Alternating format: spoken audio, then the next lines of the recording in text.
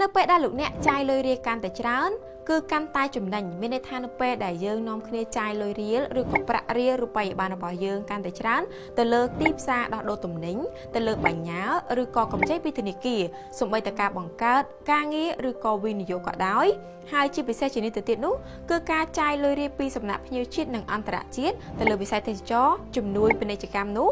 មានន័យថាលុយរៀលរបស់យើងគឺមានតម្រូវការកាន់តែច្រើនឡើងចុះហេតុអ្វីបានជាយើងត្រូវចាយលុយរៀលឲ្យបានច្រើនជាជាងរូបិយប័ណ្ណផ្សេងទៀតនៅពេលដែលលោកអ្នកចាយលុយរៀលកាន់តែច្រើនគឺទី1គឺជួយថែរក្សាស្ថិរភាពតម្លៃទំនិញប្រសិនបើយើងទាំងអស់គ្នារួមគ្នាចាយលុយរៀលកាន់តែច្រើននោះមានន័យថាធនាគារជាតិនៃកម្ពុជាក៏ងាយស្រួលនៅក្នុងការគ្រប់គ្រងតម្លៃទំនិញនៅលើទីផ្សារផងដែរទី2នោះគឺប្រាក់រៀលក៏ជាផ្នែកមួយនៃអត្តសញ្ញាណជាតិរបស់យើងផងដែរនៅពេលដែលយើងរួមគ្នាចាយលុយរៀលកាន់តែច្រើននោះមានន័យថាយើងបានជួយផ្សព្វផ្សាយអត្តសញ្ញាណជាតិវប្បធម៌ជាពិសេសគឺពង្រឹងមោទនភាពជាតិទី3ធនាគារជាតិនៃកម្ពុជាអាចគ្រប់គ្រងអតិផរណានិងរក្សាលំនឹងនៃរូបិយប័ណ្ណជានេះទៅទៀតនោះក៏អាចជួយជំរុញ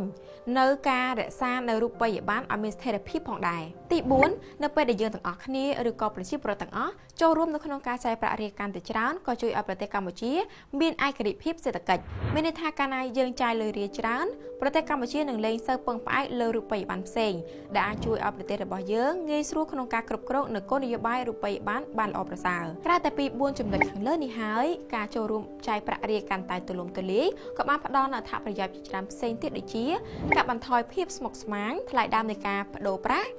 ជំរុញការអភិវឌ្ឍវិស័យធនាគារនិងហិរញ្ញវត្ថុនៅក្នុងស្រុកផងដែរជានេះទៅទៀតអ្នកធ្លាប់បានសង្កេតឃើញទេថានៅពេលដែលអ្នកដាក់លុយសន្សំនៅក្នុងធនាគារជាលុយរៀលអ្នកនឹងទទួលបានអត្រាការប្រាក់ច្រើនជាងលុយដុល្លារម្យ៉ាងវិញទៀតប្រសិនបើយើងទាំងអស់គ្នាចាយលុយរៀលកាន់តែកកក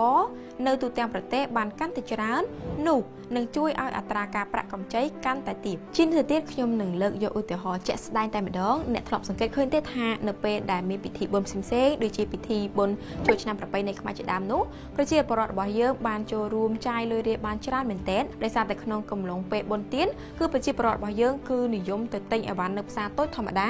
ដែលធ្វើឲ្យកំណើននៃប្រាក់រៀលនោះគឺកាន់តែកើនឡើងក៏ប៉ុន្តែយ៉ាងណាក៏ដោយយើងនៅតែសង្កេតឃើញថានៅតាមបណ្ដាហាងធំៗឬក៏ហាងលក់ទំនិញមួយចំនួននៅតែមិនទាន់ចាយលុយរៀលកកនៅឡើយទេគឺដោយសារតែតម្លៃទំនិញនៅលើទីផ្សារឬក៏នៅក្នុងហាងនោះនៅតែបន្តគិតជាប្រាក់ដុល្លារដដែលដូច្នេះហើយដើម្បីឲ្យប្រទេសកម្ពុជារបស់យើងមានឯករាជ្យរូបិយប័ណ្ណនិងមិនខាតអត្រាប្តូរប្រាក់យើងទាំងអស់គ្នាគួរតែចាប់ផ្ដើមចាយលុយរៀលឲ្យបានកាន់តែច្រើនកកឡើងរួមគ្នាចាយលុយរៀលកាន់តែច្រើនមិនថាទិញទំនិញទិញម្ហូបអាហារឬក៏ថ្លៃធ្វើដំណើរនោះទេចូលរួមគាំទ្រប្រាក់រៀលកាន់តែច្រើនជួយថែរក្សារូបិយវត្ថុជាតិកាន់តែប្រសើរ